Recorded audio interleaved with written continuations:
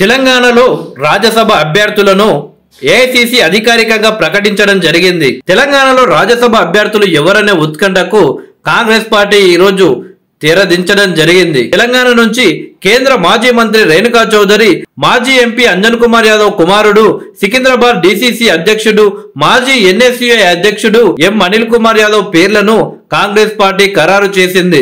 తెలంగాణతో పాటు మరో 2 రాష్ట్రాల్లో అభ్యర్థులను బుధవారం ఖరారు చేసింది.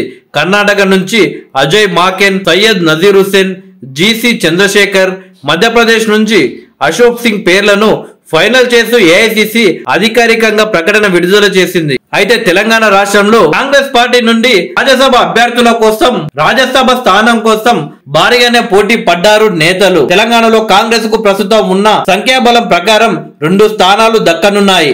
దీంతో గెలుపు ఖాయం అనుకున్న రాజ్యసభ టికెట్ కోసం పలువురు టీ కాంగ్రెస్ నేతలతో పాటు ఏఐసీసీ నేతలు కూడా పోటీ పడ్డారు. ముఖ్యంగా సీనియర్ నేతలైన చిన్నారెడ్డి, విహెచ్ పేర్లు రాజ్యసభ రేసులో ముందు వరుసలో వినిపించాయి.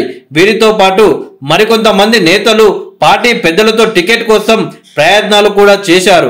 ఏఐసీసీ నేతల్లో అజయ్ మాకెన్, సుప్రియ శ్రీనాథే రాజ్యసభ టికెట్ ఆశించిన వారిలో ఉన్నారు. అయితే వీరిలో అజయ్ మాకెన్ కు కర్ణాటక నుంచి రాజ్యసభ టికెట్ దక్కగా మిగతా వారికి నిరాశ మిగిలింది. అయితే తెలంగాణ రాజ్యసభ అభ్యర్థుల ఎంపికల్లో అధిష్టానం మాత్రం ట్విస్ట్ ఇచ్చిందనే చెప్పవచ్చు.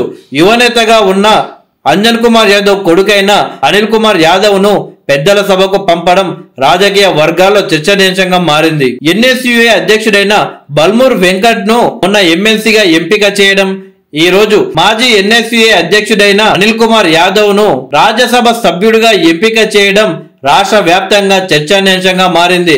తెలంగాణ రాష్ట్ర కాంగ్రెస్ పార్టీలో ఎక్కువగా యువతకి అవకాశం ఇస్తున్నారని ఒక సూచన.